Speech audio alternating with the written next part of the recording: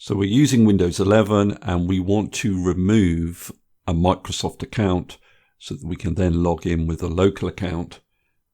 Now what you need to do is go down to your Start button, bottom left of your screen. In the search bar, type Settings.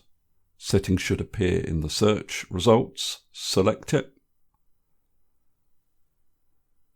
Once you're in the Settings screen, on the left-hand side, select Accounts. Then scroll down and you're looking for a section called Your Info. Click on that.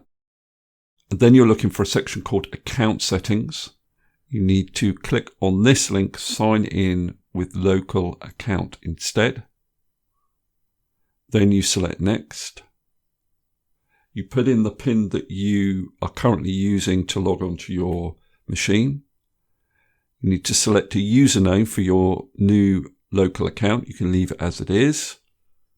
Then you put in your password, the password that you're going to use for this new local account.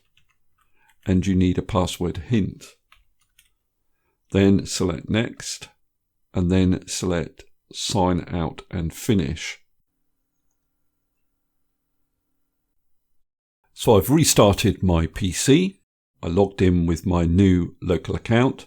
And if I go to my Start button, and I go back into Settings,